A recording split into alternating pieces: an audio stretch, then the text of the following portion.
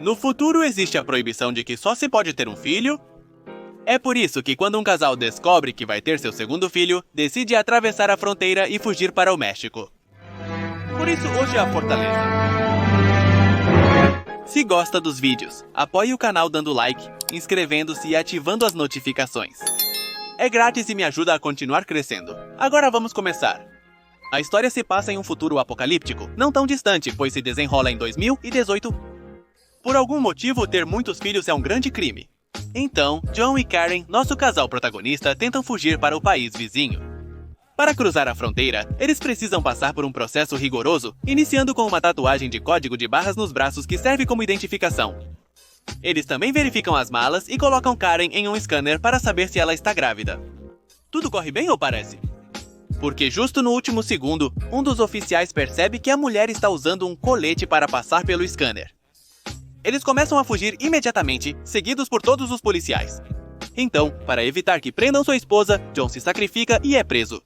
Eles o levam para a Fortaleza, uma prisão subterrânea de segurança máxima no meio de um deserto. No caminho, descobrimos que nosso protagonista terá que passar 31 anos lá dentro. E que, além disso, seu primeiro filho morreu logo após nascer. Por isso ele estava tão emocionado com o nascimento do segundo filho. Enfim, eles chegam à prisão e uma voz robótica indica por onde eles devem ir. Eles chegam a uma máquina que insere um chip no estômago deles. Este chip, além de identificá-los, os obriga a seguir as regras do local, principalmente a das linhas amarelas e vermelhas. Isso significa que se cruzarem a linha amarela vão sentir muita dor, mas se continuarem e chegarem à linha vermelha, morrerão. O primeiro a violar essa regra é um homem claustrofóbico. Em um ataque de loucura, ele ultrapassa o limite e morre diante de todos. John e Nino, um recém-chegado à prisão, são designados para a mesma cela. Há apenas 2 camas para 5 pessoas. Um deles começa a reclamar, mas se retrai porque o ameaçam com tortura, então ele acaba aceitando os novatos. Ainda assim, não será barato para eles, pois o cara cobra por estar lá. Ou então terão que lidar com um amigo dele que é muito perigoso. Eles terminam a discussão porque ele avisa que precisa ir dormir. O cara careca continua incomodando-os e pede a Nino que o acompanhe durante a noite. Obviamente, o garoto o ignora e todos vão descansar. Lá, nosso protagonista começa a ter sonhos eróticos com sua namorada. Mas os da prisão têm a tecnologia para ver seus pensamentos, então ativam o chip, porque esse tipo de sonhos é proibido. No dia seguinte, eles têm que trabalhar. Aqui conhecemos um homem que serve aos da prisão porque tentou escapar, e como punição, apagaram sua memória para que ele fique como um zumbi. De repente, começam a ouvir uns gritos de ajuda, e quando vão ver de onde vem? O careca e seu amigo estavam tentando pegar o Nino. Apesar dos muitos prisioneiros, apenas John o ajuda. O problema é que o robô que controla a fortaleza os separa e os coloca em uma prisão que só permite que eles fiquem de pé. Seu castigo vai terminar quando Nino confiar em quem começou a briga. O cara maldiz a ele que se ele falar, vai matá-lo. Então, novamente, nosso protagonista se sacrifica pelo bem dos outros e assume a culpa por si mesmo. Por isso, o diretor Paul o convoca em seu escritório. Aqui vemos que Bram, outro colega de Zelda, é muito próximo do diretor e praticamente seu assistente pessoal. Ainda assim, isso não é o mais importante, mas descobrimos que John fazia parte do grupo militar chamado Boinas Negras. Aliás, ele foi um dos melhores soldados em toda a história do exército. Nosso protagonista pede que ele não mencione esse assunto, então Paul vai direto ao ponto e mostra que Karen está presa, já que a capturaram antes de ela cruzar a fronteira. Com isso, ele o coloca em seu lugar para que não pense que pode fazer o que quiser só por ser um militar. John volta com os outros, e quando chega a hora do almoço, tenta extrair informações de Bran sobre onde estão os pavilhões das mulheres. O homem recusa, mas após a insistência de John, acaba contando a ele. Depois disso, vemos Karen. Ela está na sua cela quando sua companheira diz que sente o seu bebê. A protagonista tenta acalmá-la porque ambas gostariam de ser mães, mas elas sabem que seus filhos serão tirados delas. Esse momento já chega para sua companheira, e alguns homens tentam levá-la à cirurgia. A mulher resiste, mas no final não pode fazer nada. Por outro lado, John começa a brigar com um cara que estava incomodando Nino, mas o leva à beira da morte uma e outra vez. Ele escapa e luta sobre uma ponte, da qual acaba caindo. Lá ele resiste por bastante tempo, até que a ponte começa a ficar cada vez menor. Aqui, nosso protagonista se fortalece e deixa o outro cara em desvantagem. Apesar da ordem do diretor para matar seu oponente, John o desobedece e o salva. Os prisioneiros gritam o nome dele como se fossem seus fãs. A celebração dura apenas alguns segundos, porque o diretor manda a máquina que controla os chips para terminar o trabalho de John. O homem tem o estômago explodido e os chips de outros prisioneiros são ativados, incluindo o de John. Obrigam todos a voltar para suas celas, mas John encontra o chip do cara que morreu, e antes que o levem para o isolamento, ele o entrega a Nino. Juntam o casal para que Karen peça a John para não ser tão rebelde.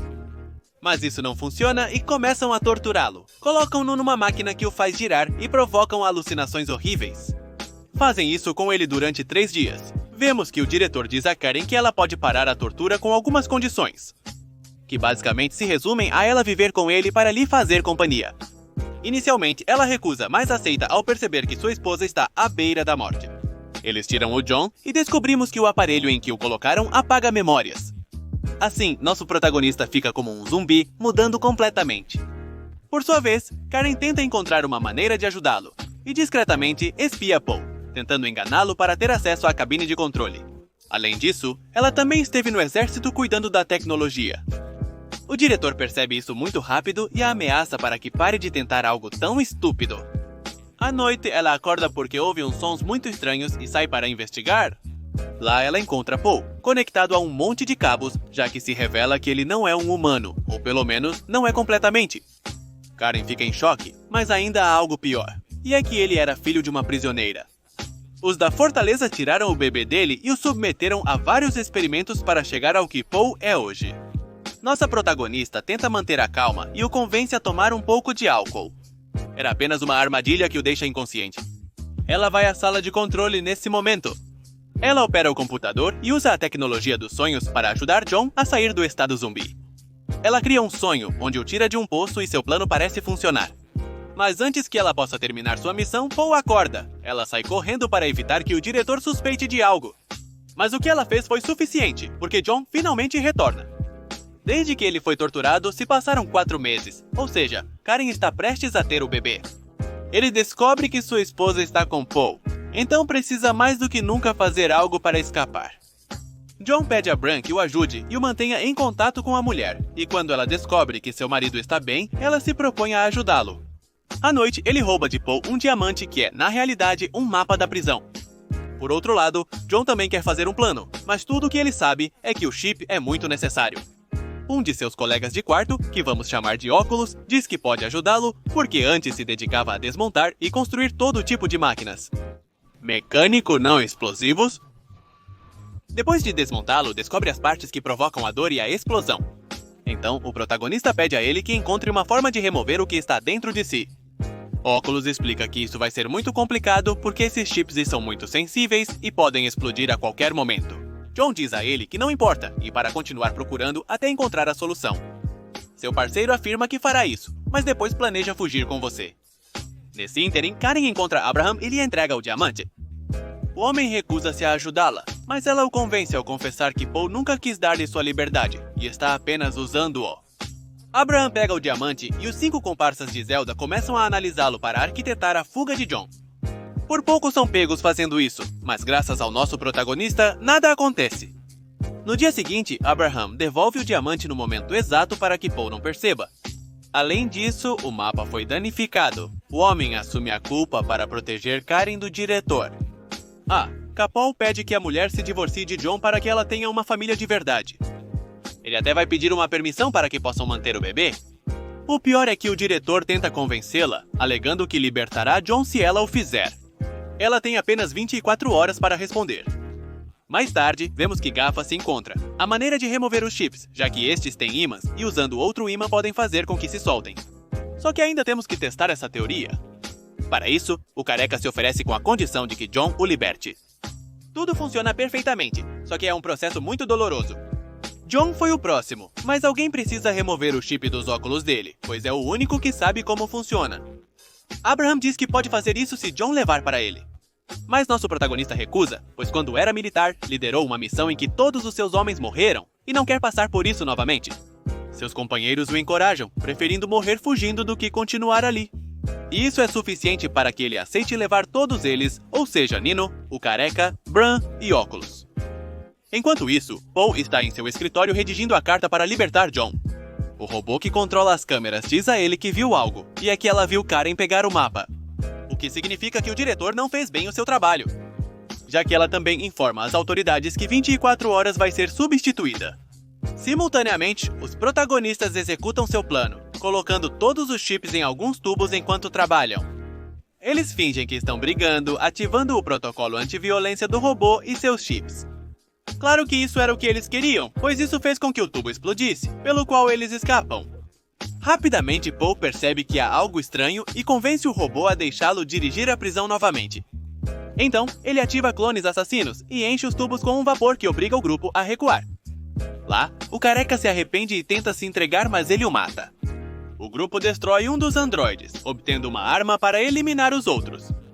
Por outro lado, Abraham estava no escritório de Paul tentando levar Karen, mas agora que o diretor sabe de tudo, agarra o homem e o mata. Enquanto isso, a luta para nossos protagonistas se complica cada vez mais. Mas eles sobem em uma plataforma que os leva diretamente ao escritório do diretor e que também os esconde das câmeras. Por fim, eles alcançam Paul e o apontam como uma ameaça. Lá, John vê o corpo de Abraham e percebe que Karen não escapou. Ele pergunta sobre sua esposa e revela que ela está na sala de cirurgia, prestes a passar por uma operação na qual somente o bebê sobreviverá. Paul diz a ele que se quer salvá-la, tem que se entregar, mas John não muda de opinião. Quando percebe que sua vida está em perigo, Paul pede ao robô para cancelar a cirurgia, mas ela ignora e ainda o mata. Aqui, Antiojo percebe que ela é quem realmente controla o lugar, então ela precisa ser destruída. Nino e John o levam à sala de controle onde ele insere códigos para desativá-la. Momentos antes de pressionar a última tecla, androides chegam e atiram nele. Felizmente, ele sobrevive o bastante para destruir o robô e desativar a segurança do local. Em seguida, John instrui Nino a encontrar um caminhão para a fuga, enquanto ele vai atrás de Karen. Cada um segue seu caminho e o protagonista encontra facilmente sua esposa. Ele a leva e eles fogem da fortaleza. No final, o robô parece se reativar. Mas eles vão embora de qualquer maneira e não param de dirigir até atravessar a fronteira. Mais tranquilos, eles se preparam para o parto de Karen, mas não estão sozinhos. Nino se afasta para que o casal tenha um momento íntimo enquanto esperam pelo bebê. Ele percebe que o caminhão liga sozinho. Este começa a dirigir e o mata, John percebe e atira nele algumas vezes até que o incendeia. O problema com isso é que o caminhão desvia e vai diretamente para onde Karen estava, explodindo o local. John fica sozinho, incapaz de aceitar a verdade. Ele procura sua esposa e filhos até ouvir o choro do bebê. Ele se aproxima devagar e encontra Karen com o bebê. E agora sim, finalmente ele pode estar com a família que sempre desejou. Isso foi a Fortaleza! Não se esqueçam de dar like, comentar sobre quais outros filmes querem ver no canal, se inscrever e ativar o sininho para não perder os próximos vídeos.